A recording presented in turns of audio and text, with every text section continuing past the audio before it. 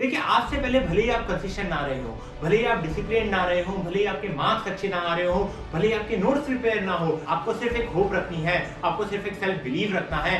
इस चैलेंज का नाम है 75 hard challenge. 99% of the people ये चैलेंज फेल कर जाते हैं। आप डेफिनेटली क्लास 10th में तो अच्छे नंबर लाएंगे ही, आप डिसिप्लिन होंगे, आप कंसिस्टेंट होंगे।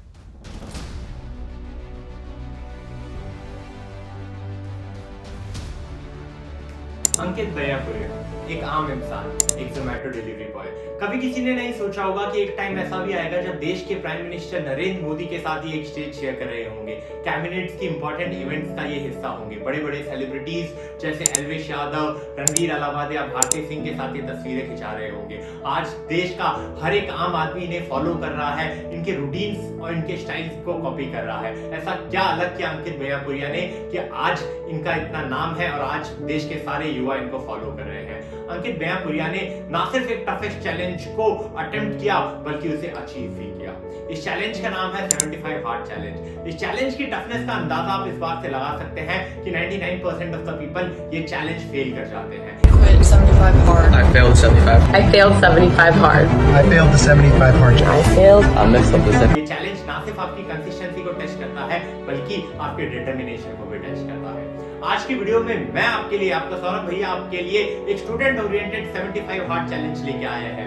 और ये चैलेंज मैं इस टाइम पर लेकर आया हूं जब आज यहां से आप देखेंगे तो आपके फाइनल एग्जाम को करीबन 150 दिन बाकी होंगे। और यहां से अगर आप ये चैलेंज लेते हैं तो आप डेफिनेटली क्लास 10th में तो अच्छे नंबर लाएंगे ही, लाइफ में भी ये आपको काफी हेल्प करेगा। बिकॉज इस चैलेंज को करने के बाद आप डिसिप्लिन होंगे, आप कंसिस्टेंट होंगे, आपका सेल्फ कॉन्फिडेंस एक अलग लेवल पे होगा। देखिए, आज से पहले भले ही आप कंसिस्टेंट ना रहे हो, भले ही आप डिसिप्लिन ना रहे हो, भले ही आपके मार्क्स अच्छे ना आ रहे हो, भले ही आपके नोट्स प्रिपेयर ना हो, भले ही आप हर चीज गलत कर रहे हो, बट आपको सिर्फ एक होप रखनी है, आपको सिर्फ एक सेल्फ बिलीव रखना है कि आप ना सिर्फ ये 75 डे चैलेंज एक्सेप्ट करेंगे बल्कि इसे अचीव करेंगे। मुश्किल होगा आपके लिए बिकॉज ये चीजें आपने पहले नहीं की होंगी, but one day at a time अगर आप लेंगे तो आप इजीली इसे अचीव कर लेंगे। आपको थ्रू आउट द चैलेंज अपने आप को ये रिमाइंड कराते रहना है कि मैं इस चैलेंज को ना सिर्फ अटेम्प्ट करूंगा बल्कि इसे अचीव भी करूंगा। इस अटेम्प्ट को करते वक्त काफी लोग आपको डिमोटिवेट कर रहे होंगे, काफी लोग आपको बोलेंगे सोशल मीडिया पे या कोई भी यूट्यूब वीडियोस आप देखेंगे कि आपसे ये चैलेंज नहीं होगा, बट आपको लोगों की नहीं सुननी है क्योंकि लोगों का काम है कि आपको खींचे नीचे गिराना, आपको डिमोटिवेट करना। उनका माइंडसेट ये होगा कि वो आपकी ईगो को ठेस करेंगे और आप अच्छा परफॉर्म कर देंगे, बट इससे वो तो होगा नहीं बल्कि आप और डिमोटिवेट हो जाएंगे। तो आपको ये चीज याद रखनी है कि मैं ये कर सकता हूं। भले ही आपकी पहले सारी चीजें खराब हुई हो, बट अगर ये सेल्फ बिलीव लेकर आप इस चैलेंज को अटेम्प्ट करते हैं तो इसके रिजल्ट्स देखकर आप एकदम हैरान हो जाएंगे और आपको ये थ्रू आउट अपनी लाइफ में काफी हेल्प कर रहा होगा। तो आप डिस्कस करते हैं कि चैलेंज में आपको कौन कौन से टास्क है जो करने हैं। टास्क नंबर 1 जो आपको करना है वो ये होगा कि आपको 3 स्टडी सेशंस रखने हैं। टाइम आप अपने अकॉर्डिंग एडजस्ट कर सकते हैं कि आपको एक स्टडी सेशन का टाइम कितना रखना है, वो आप अपने अकॉर्डिंग एडजस्ट कर सकते हैं, बट आपको 3 स्टडी सेशंस करने हैं। एक स्टडी सेशंस में आप एक हार्ड चैप्टर कर रहे होंगे या एक हार्ड टॉपिक कर रहे होंगे और एक स्टडी सेशन में आप एक इजी टॉपिक कर रहे होंगे और जो तीसरा स्टडी सेशन है उसमें आप वो टॉपिक कर रहे होंगे जो या तो छोटा होगा या पहले हो। दूसरा टास्क जो आपको ये करना है कि थ्रू आउट ये 75 डे चैलेंज में आपको प्राइमरी बुक जो है वो एनसीईआरटी को मानना है और सिर्फ एनसीईआरटी पर ही फोकस करना है। अगर टाइम मिल रहा है तो आप दूसरी रेफरेंस बुक देख सकते हैं, अगर नहीं है टाइम तो आप सिर्फ एनसीईआरटी पे फोकस कीजिए और एनसीईआरटी को किस तरीके से पढ़ना है वो भी आपको बताया जाएगा। देखिए, हर सब्जेक्ट के लिए एनसीईआरटी पढ़ने का अप्रोच आपको अलग अलग रखना है। पहले बात करेंगे साइंस में, तो साइंस में जब आप एनसीईआरटी रीड कर रहे होंगे तो साइंस में काफी सारी एक्टिविटीज दी गई होती हैं। यहाँ पे मैं एक इमेज भी लगा दूंगा, अब आप इस इमेज में देख सकते हैं कि कुछ क्वेश्चंस दिए गए होंगे। अब इन क्वेश्चंस के आंसर आपको बाजू में ही लिख देने हैं ताकि आपको ये एक्टिविटी में क्या कराया गया वो समझ में आ जाए। अगर आपको नहीं आ रहा है उसका आंसर तो समझिए, कहीं और से रेफरेंस लीजिए, बट आंसर आप वहीं पे लिख दीजिए। मैथ्स में आपका अप्रोच ये होना चाहिए कि पहले एक बार कंसेप्ट समझने के बाद डायरेक्टली आप बैक एक्सरसाइज पे जंप नहीं करेंगे। आपको करना क्या है, आपको सबसे पहले सॉल्व एग्जांपल को करना है। पहले अटेम्प्ट कीजिए, नहीं आ रहा तो उसे देखिए वो क्या किस अप्रोच से जा रहा है, वो अप्रोच को समझिए। एसएसटी में आपको क्या करना है, जब आप एनसीईआरटी पढ़ रहे होंगे तो अब जो इंफॉर्मेशन आपको एक चंक के फॉर्म में दी गई है उसको आप क्या करेंगे, कंसाइज शॉर्ट पॉइंट्स में लिख देंगे ताकि ये आपको रिवीजन के टाइम पे काफी हेल्पफुल रहेगा।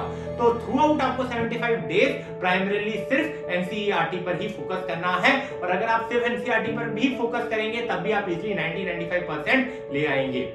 तीसरा जो आपका टास्क होगा वो ये होगा कि आपको डेली 45 मिनट से 1 घंटा आपको रिवीजन करना है। थ्रू आउट द चैलेंज हम काफी सारी इंफॉर्मेशन कंज्यूम कर रहे होंगे, तो ये काफी इंपॉर्टेंट हो जाता है कि हम डेली उसे रिवाइज करें, और ये स्टेप काफी क्रूशियल है बिकॉज हम थ्रू आउट द चैलेंज इतना इंफॉर्मेशन कंज्यूम कर रहे हैं, इतना इनपुट दे रहे होंगे कि अगर हमने उसको टाइम टू टाइम रिवाइज नहीं किया तो वो लॉन्ग टर्म हमारे माइंड में रिटेन नहीं होगा, और इतना इनपुट देने का हमें कोई आउटपुट भी नहीं मिलेगा, हम चीजें भूलते ही जाएंगे।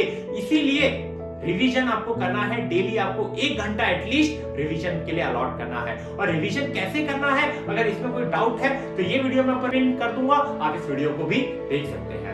और आपको एक और चीज करनी है, आपको एक 10 मिनट का स्लॉट अर्ली मॉर्निंग में भी डालना है। उस स्लॉट में आप क्या कर रहे होंगे, देखिए केमिस्ट्री के न्यूमेरिकल्स होंगे, फिजिक्स में भी न्यूमेरिकल्स होंगे, मैथ्स में भी कुछ फॉर्मूलेज होंगे, तो ये सारे न्यूमेरिकल से रिलेटेड जो फॉर्मूले होंगे वो आप 10-15 मिनट वाले स्लॉट में कर रहे होंगे।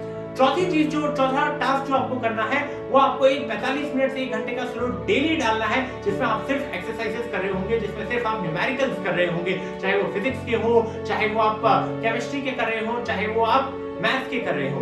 ये न्यूमेरिकल्स आपको सॉल्व करने हैं डेली बेसिस पे, और जो भी गलती हो रही है आपको एक पेन नोटबुक साथ में रखनी है, और उस पेन नोटबुक में आपको ये सारी गलतियां मेंशन कर देनी है कि ये गलतियां मैंने की थी, ये ऐसा ये इसका क्वेश्चन है, ये इसका आंसर होगा, इस तरीके से आपको लिख देना है। और जब आप नेक्स्ट टाइम उस सब्जेक्ट का, उस चैप्टर का रिवीजन कर रहे होंगे तब आपको अपनी उस गलतियों को देख लेना है। इससे होगा क्या, आप इन गलतियों को वापस से दोहराएंगे नहीं और चीजें आपको बेहतर समझ में आ रही होंगी।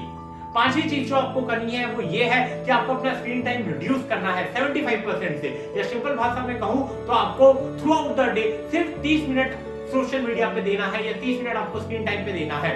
अपनी पढ़ाई के अपार्ट इस टाइम को मैं कह रहा हूं, चाहे आपको 30 मिनट किसी में भी दे दीजिए, रील्स में दे दीजिए, शॉर्ट में दे दीजिए, कोई गेम खेल लीजिए, बट 30 मिनट से ज्यादा आपका screen time through out the challenge नहीं होना चाहिए।